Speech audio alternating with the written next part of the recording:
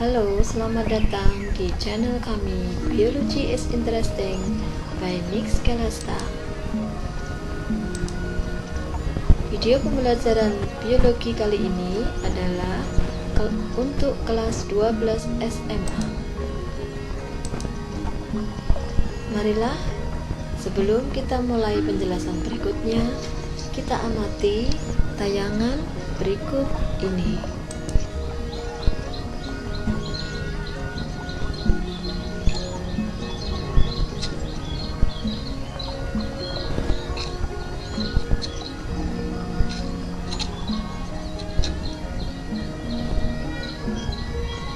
Oke, apa yang Anda lihat?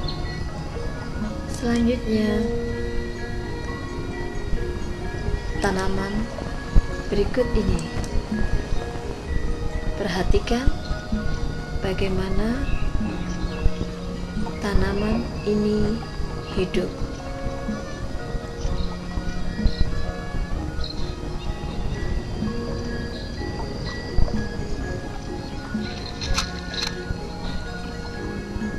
Nah, selanjutnya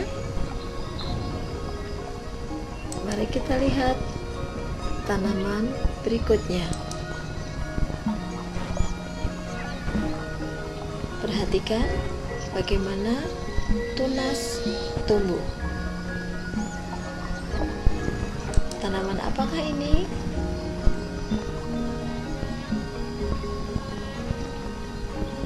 Iya, kita lihat. Iya, tanaman kelor. Baiklah, selanjutnya kita lanjut ke tanaman berikutnya. Perhatikan bagaimana tanaman ini tumbuh. Mulai dari bawah sampai ke atas.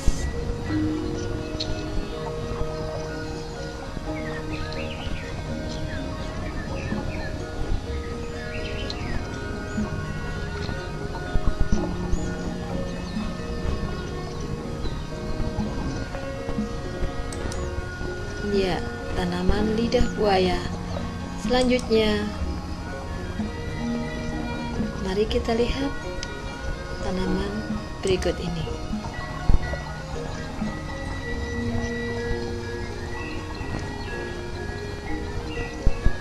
Kita lihat bagaimana dia tumbuh. Iya, tanaman lengkuas. Selanjutnya,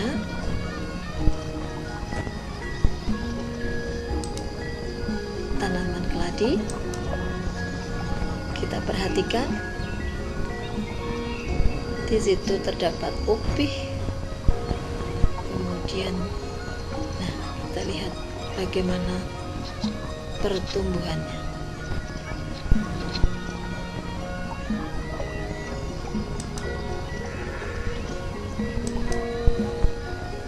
Nah, selain tanaman-tanaman tersebut, ada beberapa macam tanaman yang lain. Ada sawi, ada lombok, ada kangkung, ada pisang. Tentunya kalian sudah akrab bukan dengan tanaman-tanaman tersebut?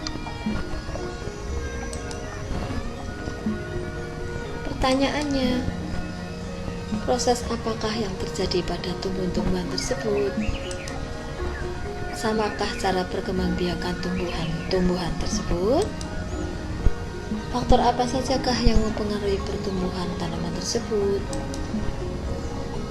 Nah, materi kali ini akan membahas tentang pertumbuhan pada tumbuhan.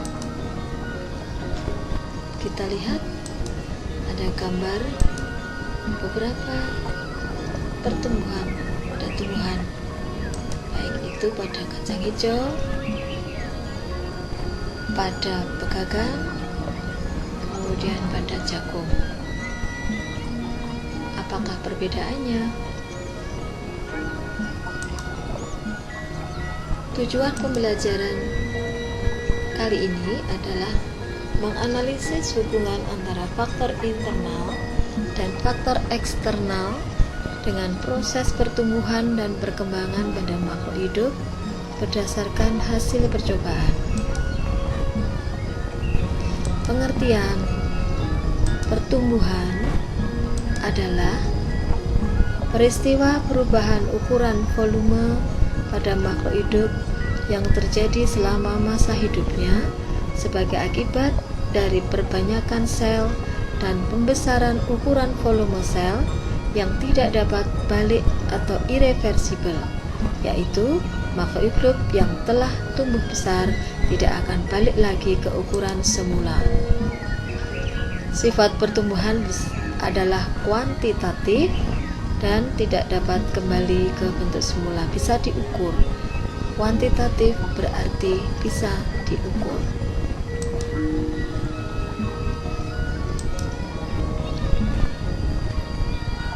Jenis pertumbuhan. Yang pertama adalah pertumbuhan primer. Yang kedua adalah pertumbuhan sekunder. Nah, bisa dilihat perbedaannya. Pertumbuhan primer kita lanjutkan. Pertumbuhan primer adalah pertumbuhan yang terjadi karena hasil aktivitas pembelahan sel-sel jaringan meristem primer. Pertumbuhan primer berlangsung pada embrio dan bagian ujung-ujung tumbuhan, seperti ujung akar atau batang. Perubahan yang dapat terlihat karena adanya pertumbuhan primer adalah tanaman menjadi lebih panjang dan tinggi. Pertumbuhan ujung akar itu seperti apa? Pertumbuhan ujung akar bisa terjadi seperti pada gambar berikut. Nah, akar terlihat memanjang, semakin panjang daripada yang terjadi pada ujung akar atau ujung apikal akar. Ujung akar adalah ini dan meristem apikal adalah ini. Inilah yang mengalami pembelahan sehingga membentuk jaringan-jaringan lain dan akhirnya akar menjadi lebih panjang. Sekarang selanjutnya adalah pertumbuhan ujung batang. Nah, bagian apikal meristem adalah di sini. Ini adalah untuk pertumbuhan daun, ujung daun, dan ini akan terjadi tunas lateral. Contohnya, nah seperti ini. Kalau tunas lateral bisa tumbuh seperti ini. Ini juga termasuk pertumbuhan ujung batang dan pertumbuhan primer. Sekarang pertumbuhan ujung daun juga termasuk pertumbuhan primer. Nah, karena di situ terjadi pertumbuhan daun semakin lebar dan semakin panjang seperti ini. Nah, pertumbuhan sekunder sekarang. Pertumbuhan sekunder adalah hasil aktivitas sel-sel jaringan meristem sekunder, yaitu kambium. Pertumbuhan sekunder dijumpai pada tumbuhan dikotil dan gimnospermae.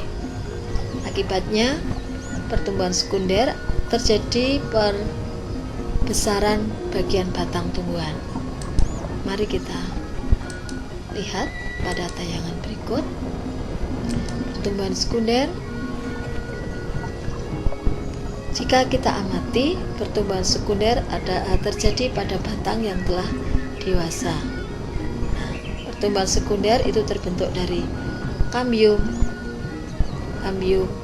yang berkembang ke arah dalam membentuk xilem sekunder dan ke arah luar membentuk fluem sekunder, sehingga diameter batang menjadi semakin besar. Selanjutnya, contoh pertumbuhan sekunder. Nah, di Ini adalah batang muda, batang dewasa. Di manakah terjadinya? Kita pada batang itu terjadi perubahan ukuran, perubahan warna, dan ternyata juga terjadi perubahan diameter batang. Kesimpulan yang kita ambil apakah pertumbuhan itu menunjukkan tinggi tanaman, diameter daun, dan diameter batang yang sifatnya tidak dapat kembali ke bentuk semula atau dinamakan irreversibel. Karena sesuai dengan sifat sel yang selalu membelah, berkembang, dan sifatnya kuantitatif atau dapat diukur, sehingga konsep demikian dinamakan pertumbuhan tanaman. Nah, kita mulai tahap awal pertumbuhan adalah perkecambahan pada biji. Seperti ini. Biji akan lambat laun tumbuh dan akhirnya akan membentuk tumbuhan baru. Ya. Kita lanjutkan. Struktur biji itu berbeda antara biji dikotil dan biji monokotil.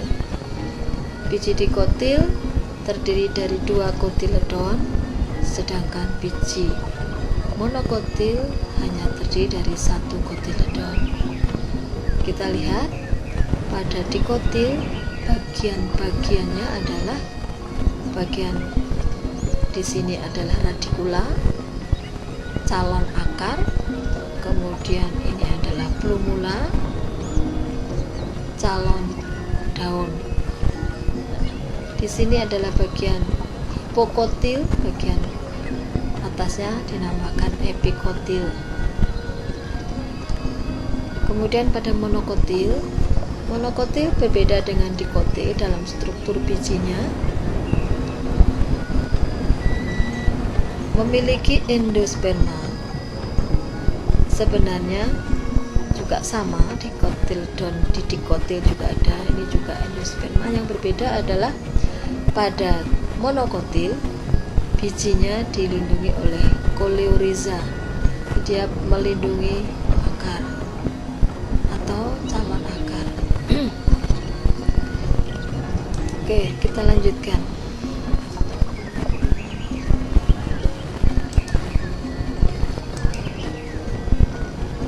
Pada slide berikutnya, pada proses perkecambahan biji ini kita lihat prosesnya.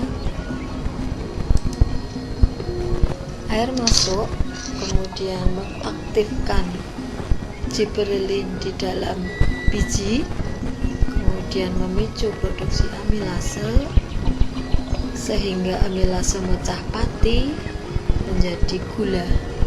Nah, gula inilah sebagai bahan pertumbuhan embrio.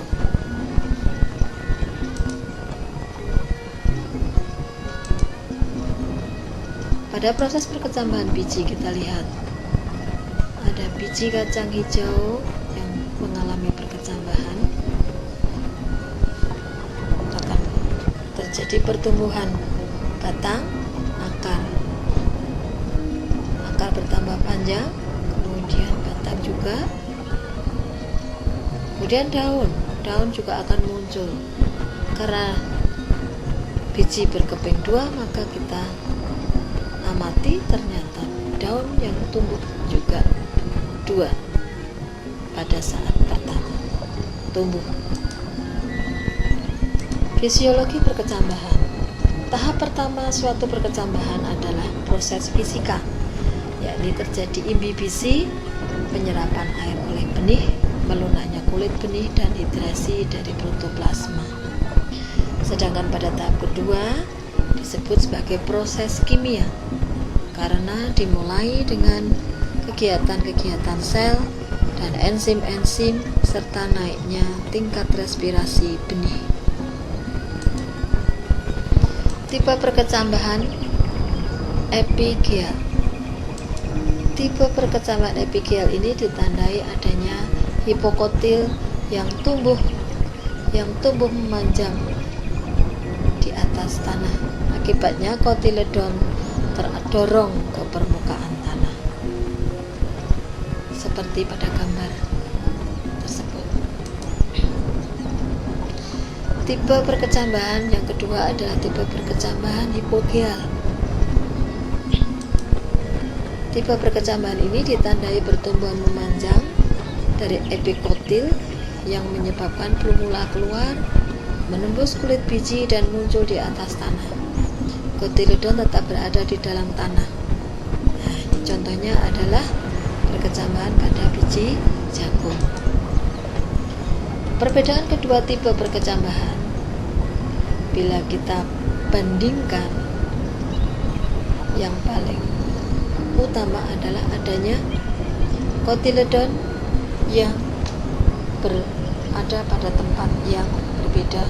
Pada tipe perkecambahan epigeal, kotiledon terangkat ke atas permukaan tanah, sedangkan pada hipogeal kotiledon tetap berada di dalam tanah. Yang memanjang adalah epikotilnya, sedangkan epigeal yang memanjang adalah hipokotil. Faktor-faktor perkecambahan ada dua. Satu, faktor internal, yaitu tingkat kemasakan benih, ukuran benih, dormansi, serta penghambat perkecambahan. Sedangkan faktor eksternal adalah air, cahaya, oksigen, temperatur, dan medium. Nah, demikian anak-anak penjelasan yang bisa disampaikan. Nah, untuk melengkapi dan untuk menutup, kami sajikan post-test seperti berikut. Oke, dari gambar di bawah ini, identifikasikanlah perbedaan tipe perkecambahan epigeal dan hipogeal. Mari kita lihat. Silahkan dijawab. Pertanyaan selanjutnya, dari data pertumbuhan kacang hijau di bawah ini, analisislah konsep pertumbuhan dan sifat pertumbuhan, serta buatlah grafik pertumbuhan dari data di bawah ini. Ada 2 tanaman, kemudian ada 8 hari pengamatan. Setiap harinya tanaman 1 dan 2 pada hari pertama 0, hari kedua sama 0,8, tapi pada hari ketiga mengalami perbedaan.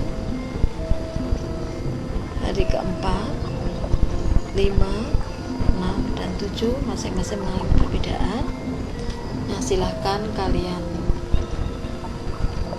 salin atau bisa dicoba untuk menghitung, untuk membuat grafiknya.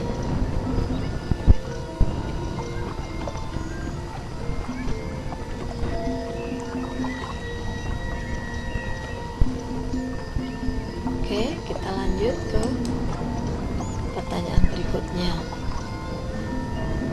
Analisislah selisih berat dari data penyerapan biji terhadap air setiap 5 menit dalam 20 menit dan hubungkan dengan proses fisiologi perkecambahan.